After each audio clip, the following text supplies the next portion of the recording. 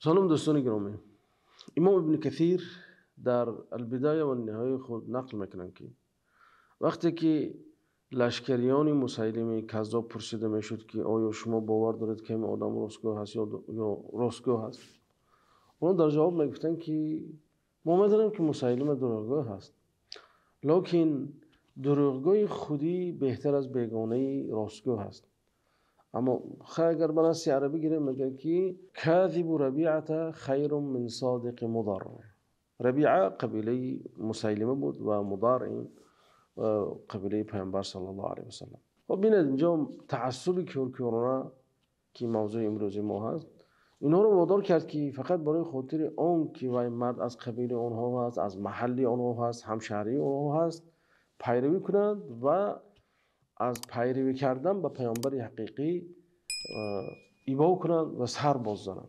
یعنی این نمود تعصب کورکورانه در حیات روزمره ما بسیار دیده می شود. مثلا وقتی مشکلی بین زن و شوهر شد، میبینیم که طرف مرد همگی زن را متهم میکنند، طرف زن باید مرد را متهم میکنند، یا که فکر میکنه که یک طرف تماما یک شیطان رژیم باشد. و وقتی که بین اونها در نتیجه همین دستگیری کردن یک طرف از حساب طرف دیگر، وقتی که جدایی شود، دیگر نمیبینیم که اونها مسئولیت این سخنان خود را تحمل کنند.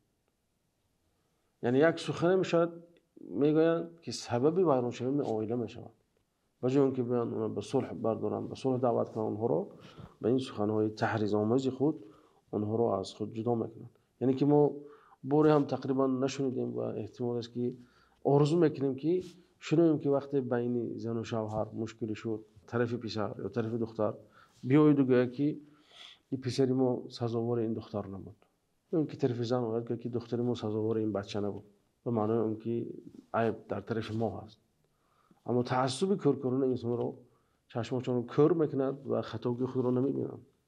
به همین بال مثلا وقتی که کودک هم باشد در خانه، کودکی بسیار شوخ است، گبنودرو هست، گبگردان است، اصطلاحش رو گوش نمیکند. وقتی که مکتب رفت و اگر یگون در مکتب یگون مشکلی ایجاد کرد، معلم رو گوش نکرد، پدر مادر مهربان چونان پسرشون تعریف توصیف میکنن که گویا که پسر اونها یوسف باشد و دیگه بچه ها همسنفاش و برادرای یوسف باشند و همه بر ضد بچه اینند و اینا. این که در حقیقت مشکلی وزنین است. یعنی که انسان باید که وقتی مشکل ایجاد شد باید به عقل خود حکم کند، هر دو طرف شنود، کدام طرف کج است کدام طرف راست است، همین اون رو باید به ترازی عقل برکشید، بعد سخن خود را پیشکش کرد. خلاصه اسلام اومد همین تعصب دومش رو برید.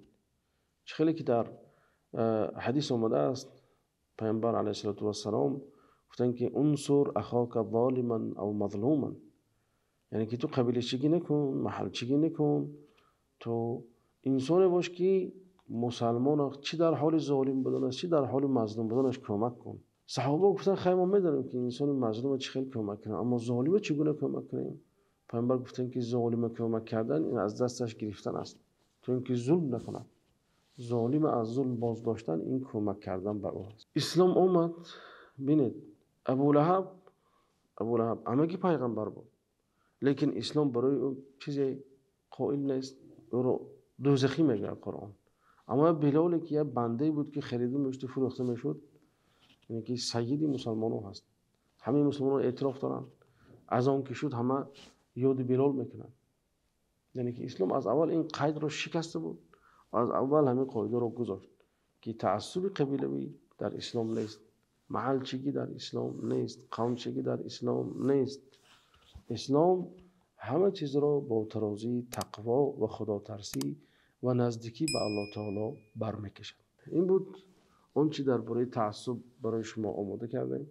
خلاصه انسان باید در همه حال اعتدال را رعایت کند، چی با نزدیک و چی با شخصی دور. والسلام علیکم و رحمت الله.